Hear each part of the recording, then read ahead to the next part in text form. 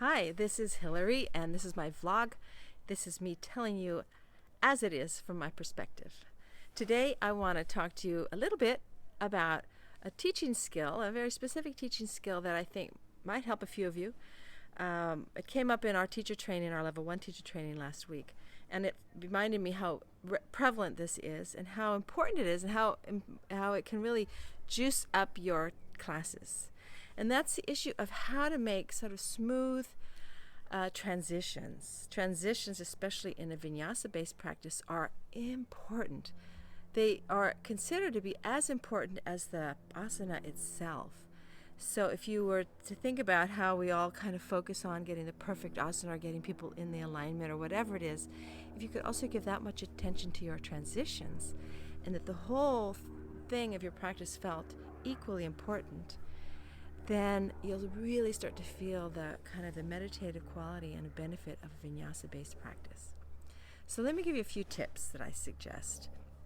One is when you breathe with your movements, this is also a way to slow it down, but also a way to really notice what you're doing. Take one breath, not just per shape, but per move. So just a couple examples. Somebody goes into downward dog. You know how they kind of pump their feet and their legs, and they're kind of doing it like they're going in a run. Ask them to stop it and have them with each breath. One leg, exhale, inhale. Other leg, pushing down, maybe exhale or inhale. And you do that on the breath. And then, you might bend both knees and straighten them on one breath, for example. Or you step your foot forward, to come up to Virabhadrasana 1. So perhaps the leg goes up, one breath. Exhale, slowly comes in. Set the foot down, wait. Take a breath there and really extend in the pose. Find your ground, maybe put the back foot down. And then really cue the breath. Then you come up on an inhale. And you can see in even that transition, there's actually quite a lot of moves to get to the next breath. And very often, that's where it kind of goes wrong, especially when you're learning yoga. You're teaching people to do quite a few many things at once.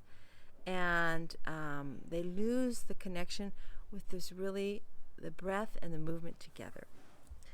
So another thing you can do is, and this happens anywhere in the practice, especially when you're doing these very conscious one breath, one move, is when you're in a move that feels right for you, not in every move, you repeat it like 3 to 5 times.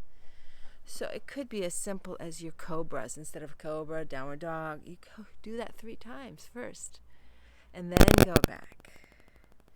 And then maybe you raise your leg and come through, step down, and then you could pulse 3 times before you come up. Or you could come up all the way, hands up, and exhale, hands go down by your front foot. And do that whole thing 3 times coming up. So that's the transition where you're going from the ground to go up. And you do it 3 times. And what happens is you start to give emphasis to the transition itself. And people start to understand that the transition, the power that comes from moving with awareness through those spaces, it makes it both calm because they know where they're going, and fluid because the thing keeps moving, but in a simple, direct way. So take your time with the breathing, with the moves, and repeat from one shape to the other a few times. And it could be as simple as just the arms over the head and down your heart. We all know that. We do that maybe a few times before you start. It could be the same thing, pulsing, inhale, twist, exhale back. Inhale, twist, exhale back. All these places ask for that. And so those are 2 tips I can suggest right now that you can integrate in your teaching. Have fun. Try it this week and see if it gives you a little bit more juice in your practice. Enjoy your day.